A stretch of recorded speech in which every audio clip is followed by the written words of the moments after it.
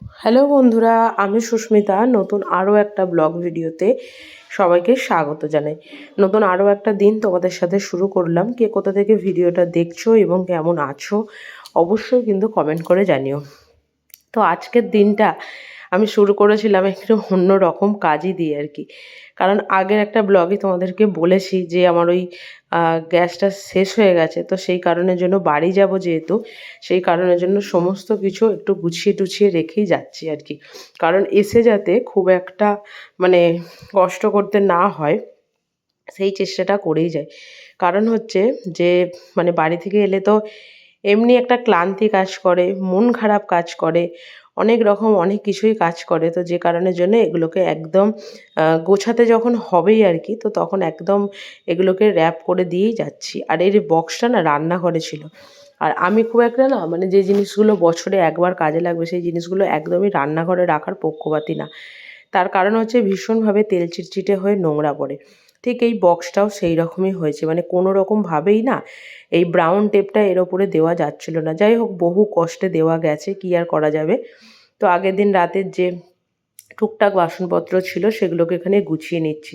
আর যেহেতু সবাই জানে যে ইন্ডাকশানে স্টিল ছাড়া বা কিছু কিছু ননস্টিক ছাড়া কিছুই বসে না, তো সেই কারণের জন্য যে সমস্ত বাসনপত্রগুলো লাগবে না ওগুলোকেও সরিয়েই দিয়েছি। কারণ হচ্ছে শুধু শুধু বাইরে ফেলে রেখে ধুলো ফেলার কোনো রকম কোনো মানেই হয় না। আর আমি যেহেতু ইন্ডাকশান একদমই ব্যবহার করতে জানতাম না, ওই হয় না নতুন কিছু শিখলে মানুষের আগ্রহটা প্রচুর পরিমাণে বেড়ে যায় বা ভালোবাসাটা তার ওপর বেড়ে যায়। ঠিক সেই রকমই মানে ইউজ করতে যখন এখন শিখেছি তখন মনে হচ্ছে যে এর পরের বার থেকে যখন গ্যাসও ইউজ করব তখন এটাকেও সাইডে ব্যবহার করব, তাতে জিনিসটাও ভালো থাকবে আর মোটামুটিভাবে আমিও ইউজই করতে পারবো। কাটিহারে থাকতেও এই জিনিসটা আমার মানে বড়মশাই এটাকে কিনেছিল হচ্ছে কাটিহারে থাকতেও এই জিনিসটাকে ওর অফিসের একজন প্রায় 8 থেকে 10 মাস এটাকে ইউজ করেছে। আমরা কখনোই করিনি।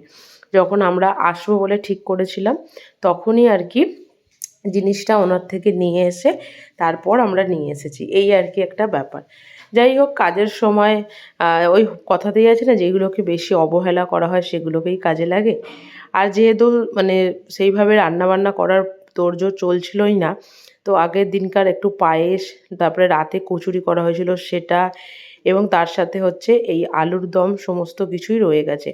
তবে কচুরিগুলো খেতে নরম হলেও, খেতে ভালো হলেও, কড়াই ভাজা যে কচুরিগুলো যেমন হয় একটু ফুলকো ফুলকো একটা হালকা আস্তরণ, সেই রকম কিন্তু একদমই হয়নি। মানে আমরা পারিনি, কেউ যদি পেরে থাকে বা কীভাবে করেছো সেটা একটু অবশ্যই কিন্তু কমেন্ট করে জানিও। কারণ আমার মনে হয় যে তেলটা গরম হওয়ারও একটা ব্যাপার থাকে। তার থেকে বড় কথা হচ্ছে আমরা যেমন লুচি ভাজার জন্য একটু ডাবু মতন জিনিস ব্যবহার করি, তো সেই রকম তো আমার বাড়িতে ননস্টিকের কিছু নেই, তো যে কারণের জন্যই এই প্রবলেমটা আর কি।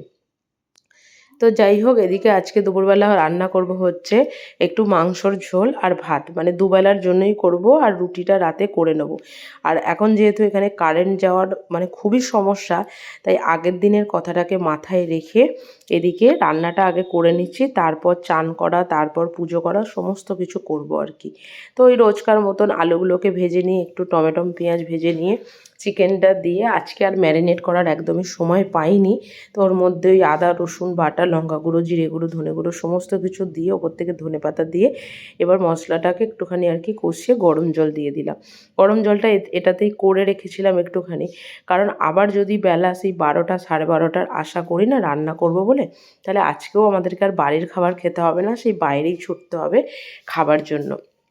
যাই হোক, এদিকে মোটামুটি আমার রান্নাবান্না কমপ্লিট, আর এদিকে এবার আমি পুজো করে নিচ্ছি। হ্যাঁ, তারই মধ্যে আজকেও যেটা ঘটেছে সেটা হচ্ছে মাংস তো হয়ে গেছিলো খুব ভালোভাবেই, ভাতটা হতে হতে লাস্ট একটা ফুট ভাত হলে ভালো হতো আর কি, কারেন্টটা কিন্তু চলে গেছে। যাই হোক, কী করা যাবে, মানে সেটা তোমরা এই ঠাকুরের জায়গাটা দেখলেই বুঝতে পারবে, কারণ এখানে একটা ছোট ছোট লাইট জ্বলে, সেই লাইটটা কিন্তু আজকে আর জ্বলছে না। আর আমার এই রান্নাবান্না করে সমস্ত কিছু কাজকর্ম মেটাতে মেটাতে না প্রায় 12টা 12:30 বেজেই গেছিলো। পুজো টুজো করে একটু জামাকাপড় শুকাতে দিয়ে এসে তারপর তো বরমশাই খেতে চলে এসেছিলো।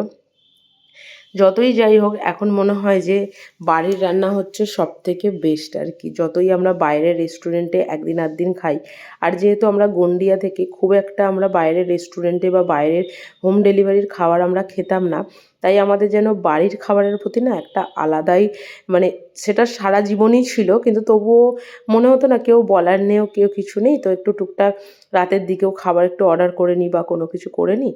তো যাই হোক সেই রকমই একটা ব্যাপার আর কি। তো যাই হোক রান্নাবান্না যেহেতু এদিকে করছি, এদিকটা একটু পরিষ্কার করে মুছে নিচ্ছি, এটা আমার স্বভাব। তো যাই হোক চলো আজকের ব্লগটা এখানেই শেষ করছি। যদি কিছু ভালো লেগে থাকে একটা লাইক করো, শেয়ার করো, চ্যানেলটি সাবস্ক্রাইব করে পাশে থেকো। দেখা হবে নতুন আরও একটা ব্লগ ভিডিওতে, নতুন আরও একটা দিনের সঙ্গে খুব তাড়াতাড়ি। সুস্থ থাকবেন, ভালো থাকবেন, টাটা।